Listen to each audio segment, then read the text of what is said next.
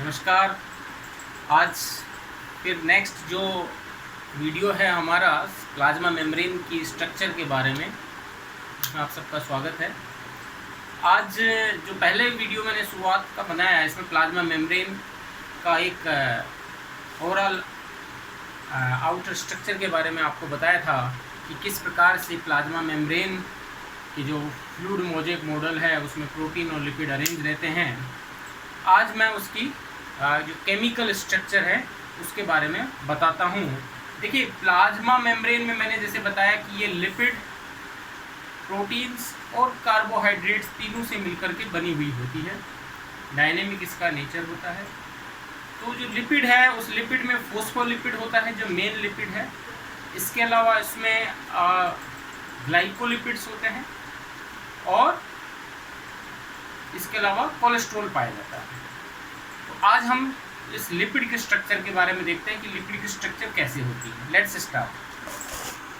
तो phospholipids, lipid के तीन फॉर्म हैं, फॉस्फोलिपिड्स, इसके अलावा ग्लाइकोलिपिड्स और कोलेस्ट्रॉल। फॉस्फोलिपिड्स जो कि ग्लिसरो फॉस्फोलिपिड होता है, यानी जिसमें बेसिकली ग्लिसरॉल बैकबोन होता है, और दूसरा होता है इसमें स्फिंगोफॉस्फोलिपिड जिसमें स्फिंगोसिन जो है, स्फिंगोफॉस्फोलिपिड, स्फिंगोसिन जो है वो इसका बैकबोन होता है। जैसे इसमें ग्लिसरॉल है वो बैकबोन होता है, इसमें स्फिंगोसिन होता है जैसे स्फिंगोमाइलिन। तो ग्लिसरोफॉस्फोलिपिड है, उस ग्लिसरोफॉस्फोलिपिड के काफ़ी एग्जाम्पल है, जैसे फॉस्फेटिडिल कोलिन जो एक सिंपल फॉस्फोलिपिड है, अपन पढ़ते हैं फॉस्फेटिडिल कोलिन, जिसको लेसिथिन भी कहते हैं। ये सबसे ज़्यादा मात्रा में पाए जाते हैं ग्लिसरोफॉस्फोलिपिड्स। इसके अलावा phosphatidyl ethanolamine, phosphatidyl serine, phosphatidyl inositol, ये सारे के सारे फॉस्फोलिपिड्स के पार्ट हैं। जैसे लेसिथिन हो गया, सीफेलिन हो गया, सीफेलिन इसके अंदर आता है फॉस्फेटिडिल सेरीन और इथेनॉल एमीन, ये भी सिफिलिन का ही पार्ट है। इसकी जो बेसिक स्ट्रक्चर मैं बताना चाहूँगा, जैसे कि इस स्ट्रक्चर में आपको दिख रहा है, ये जो एक है फॉस्फोलिपिड है, ये हम देखें कि इसमें एक पोलर ग्रुप होता है, पोलर हेड ग्रुप, इसको हम पोलर हेड ग्रुप कहते हैं। इसके साथ जुड़ा रहता है फॉस्फेट, फॉस्फेट का मॉलिक्यूल है वो इसके साथ जुड़ा रहता है, और इस फॉस्फेट से है वो बेसिकली जुड़ा रहता है ग्लिसरॉल। तो जैसे इस फॉस्फेट से ग्लिसरॉल है वो जुड़ा रहेगा, इस प्रकार से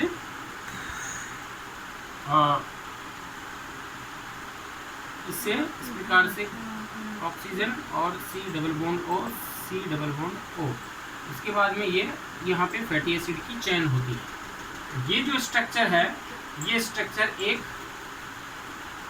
बेसिकली एक फॉस्फोलिपिड की है, जिसमें ये वाला भाग है पोलर हेड ग्रुप, जिसमें फॉस्फेट प्लस आगे जो भी पार्ट जो इसमें लगा हुआ होता है, जैसे कि आप कोलिन की बात करें या लेसिथिन की बात करें या इथेनॉल एमीन की बात करें, ये सारा का सारा इसका पार्ट है। और ये नीचे वाला जो पार्ट है, ये यहाँ पे फैटी एसिड की दो चेन जो है वो ग्लिसरॉल से जुड़ी रहती है।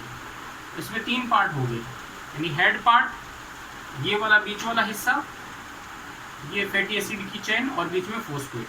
फैटी एसिड की चेन जो जोड़ता है वो होता है उस स्ट्रक्चर को हम कहते हैं ग्लिसरॉल। जैसे ग्लिसरॉल की जो स्ट्रक्चर है उसको मैं बताना चाहूँगा यहाँ पे, ये इस प्रकार से होता है CH2OH CHOH CH2OH, ये ग्लिसरॉल है। इसके साथ जुड़ता है C डबल H और एक लंबी श्रृंखला R1 और इसके साथ भी COOH लंबी श्रृंखला, यानी फैटी एसिड की 2 चेन यहाँ पे जुड़ती हैं। फैटी एसिड की ये चेन है, ये 16 कार्बन हो सकती हैं, 18 कार्बन युक्त हो सकती हैं। पामिटिक एसिड, स्टेरिक एसिड, ये श्रृंखलाएं यहाँ पे हो सकती हैं बेसिकली, ठीक है।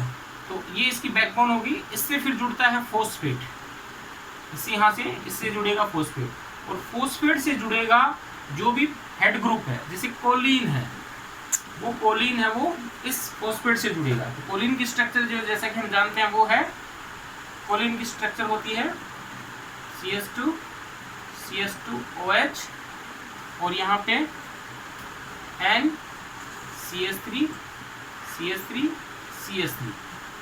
तो ये 3 मैथिल ग्रुप जो है वो इससे जुड़ करके इस फॉस्फेट से जुड़ जाते हैं। ये कहलाता है फॉस्फेटिडिल कोलिन। ये तीनों जब संरचना जुड़ जाएंगी तो ये संरचनाएं कहलाएंगी फॉस्फेटिडिल कोलिन। तो हम तीनों की स्ट्रक्चर को एक बार देख लेते हैं। फॉस्फेटिडिल सेरीन, फॉस्फेटिडिल कोलिन और फॉस्फेटिडिल इनोसिटोल, ये बेसिकली ग्लिसरोफॉस्फेट के एग्जाम्पल हैं। तो इसमें क्या क्या हुआ, इसमें पाया गया और CH3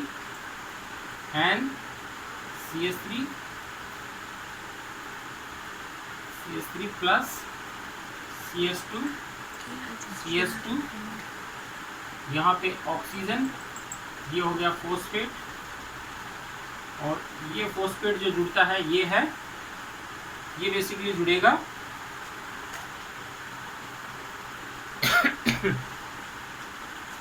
आपके ग्लिसरॉल से।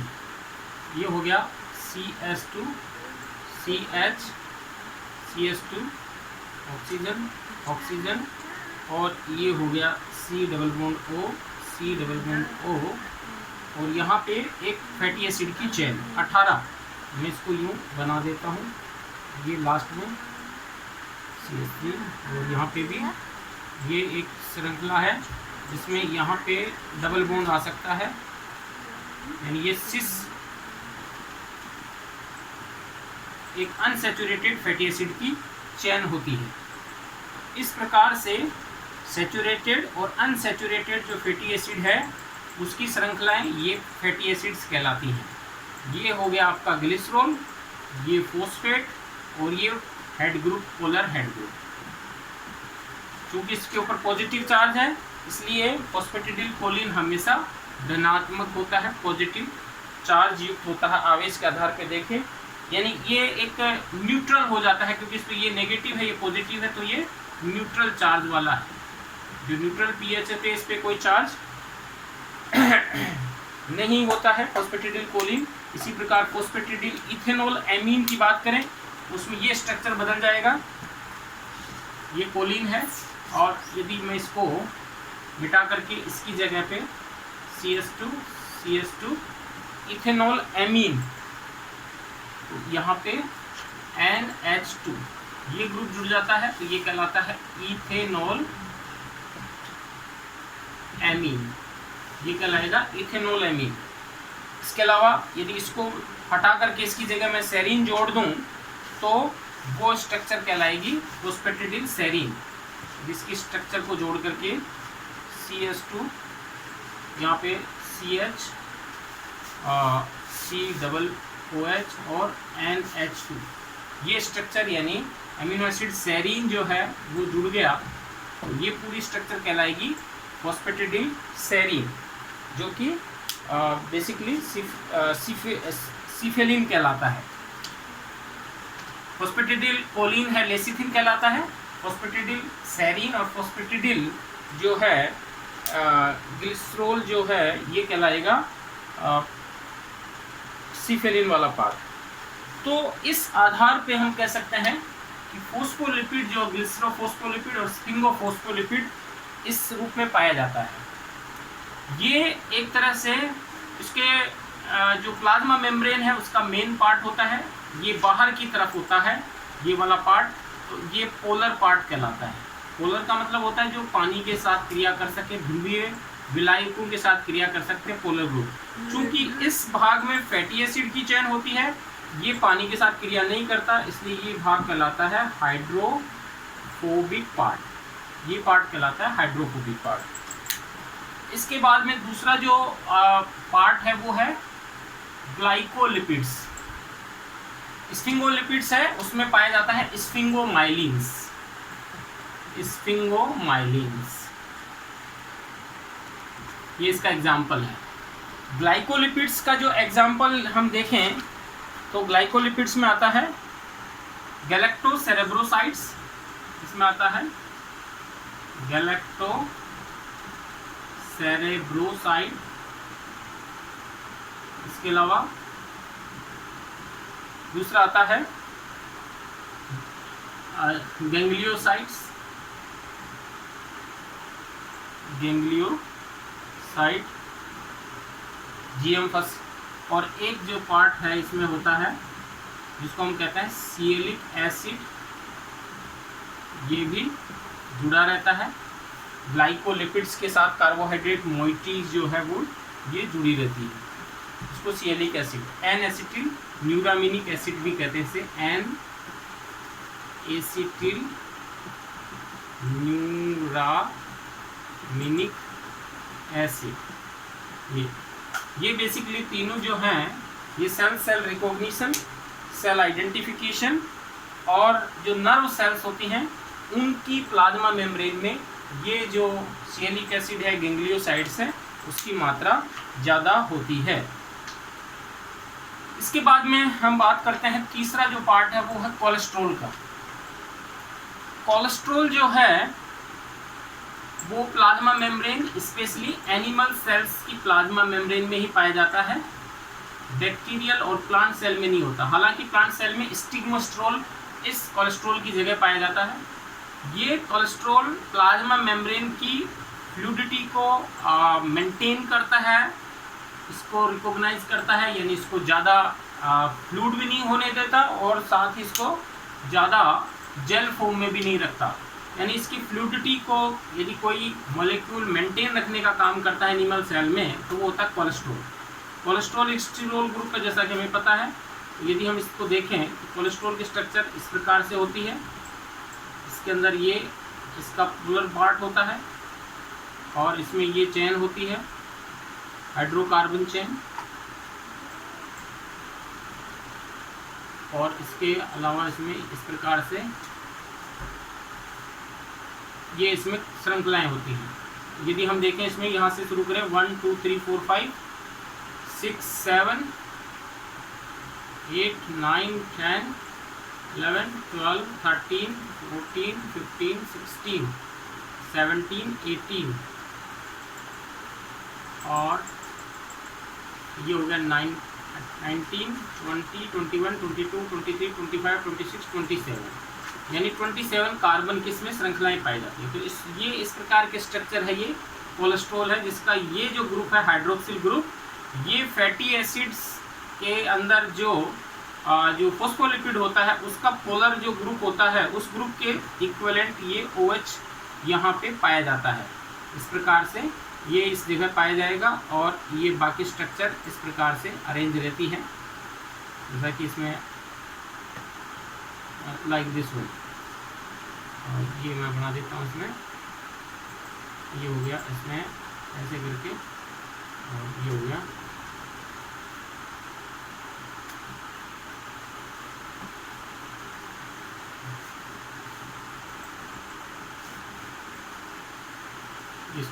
ये स्ट्रक्चर फोस्फोलिपिड में इस प्रकार से पाई जाती है, यानी फैटी एसिड जो चेन होती हैं, फोस्फोलिपिड की जो नीचे वाली हाइड्रोफोबिक चेन, उनके समानांतर ये जो रिंग होती हैं, 5 रिंग कोलेस्ट्रॉल की वो होती हैं, और जो हाइड्रोक्सिल ग्रुप होता है वो पोलर साइड की तरफ यानी बाहर की तरफ पाया जाता है। कोलेस्ट्रॉल यहाँ पर बेसिकली 2 काम करता है। कोलेस्ट्रॉल का काम जो है प्लाज्मा मेम्ब्रेन की जो लिपिड लेयर है उसके अंदर ये इसकी फ्लूइडिटी को मेंटेन करता है। कैसे करता है? हाई टेम्परेचर होने पर, हाई टेम्परेचर में, और ये जो प्लाज्मा मेम्ब्रेन है ये काफ़ी ज़्यादा इसमें हलचल होगी, यानी इसमें मूवमेंट होगा। फॉस्फोलिपिड जो हैं इनमें मूवमेंट होगा, इसके मूवमेंट को ये रोकता है और इसको ज़्यादा फ्लूइड होने से बचाता है। हाई टेम्परेचर होने पे ये इसमें हिंड्रेंस पैदा करता है मोबिलिटी में, तो फ्लूइडिटी को ये क्या करता है, कम करता है, लेस करता है हाई टेम्परेचर। और यदि लो टेम्परेचर होता है जहाँ पे बर्फ़ पड़ती है, वहाँ के जीवों की प्लाज्मा मेम्ब्रेन में लो टेम्परेचर होने पे ये फ्लूइडिटी को बढ़ाता है, क्योंकि उस वक्त इनमें मूवमेंट होता नहीं है। और ये यदि लो टेम्परेचर है तो इनको जमने से बचाने के लिए, यानी आपस में जुड़ने से, इंट्रैक्शन, हाइड्रोफोबिक इंट्रैक्शन से दूर करने के लिए, बचाने के लिए जो कोलेस्ट्रॉल है वो हिंड्रेंस पैदा करता है। तो कहने का मतलब है कि कोलेस्ट्रॉल एक दो काम करता है, और प्लाज्मा मेम्ब्रेन की फ्लूइडिटी है, उसकी रिजिडिटी है, उसका जो जेल स्ट्रक्चर है, उसको ये मेंटेन करता है। इस प्रकार लिपिड में हम तीन चीज़ देखते हैं, फॉस्फोलिपिड, ग्लाइकोलिपिड और कोलेस्ट्रॉल। अलग अलग जीवों में इसकी जो मात्रा है वो अलग अलग हो सकती है। ये एक सामान्य कोशिका झिल्ली के अंदर यदि हम देखें तो लगभग 30 से लेके 79% जो है वो लिपिड होता है। इसके अलावा प्रोटीन्स की मात्रा है वो 20 से 70% तक होती है, और कार्बोहाइड्रेट की जो मात्रा है ओलिगोसैकेराइड वो 1 से 5% तक होती है। ये पाई जाने वाली मात्रा है केमिकल कंपोजिशन के आधार पे। इसी के अलावा यदि हम आरबीसी में देखें, आरबीसी में जो टोटल वेट है उसमें 43% लिपिड की मात्रा होती है और 49% प्रोटीन की मात्रा होती है। 49 प्रोटीन है और 43% लिपिड है ह्यूमन आरबीसी में। यदि माउस लीवर सेल में देखें, लीवर सेल ऑफ माउस, उसमें 54% लिपिड होता है, लिपिड ज़्यादा होता है, और लगभग 46% जो है वो प्रोटीन्स की मात्रा देखने को मिलती है। तो इस प्रकार से लिपिड जो है वो अलग अलग प्रकार का होता है और उसकी अमाउंट अलग अलग प्रकार से पाई जाती है। लिपिड का जो फंक्शन है वो ये है कि ये मेम्ब्रेन का जो है वो ढांचा तैयार करता है और इसकी फ्लूइडिटी को मेंटेन करता है। इसकी फ्लूइडिटी को ये मेंटेन करता है। ये हम लिपिड के बारे में। अच्छा, इसकी जो असंतृप्तता है वो भी मेंटेन होती है। लिपिड की जो अनसैचुरेटिविटी है वो इसकी लिपिडिटी को डिसाइड करती है, क्योंकि लिपिड की जो दोनों फैटी लेयर हैं यदि वो अनसैचुरेटेड होंगी तो वो ज़्यादा फ्लूइड नेचर का होगा, यदि वो सैचुरेटेड होंगी तो वो फ्लूइड नेचर की फॉस्फोलिपिड को नहीं होने देंगी। यानी फैटी एसिड की जो चेन है उनमें यदि डबल बॉन्ड है यानी वन सैचुरेटेड है तो वो जो प्लाज्मा मेम्ब्रेन है उसको ज़्यादा फ्लूइड बनाएंगी। नेक्स्ट वीडियो है उसमें हम प्रोटीन के बारे में डिस्कस करेंगे। Thank you.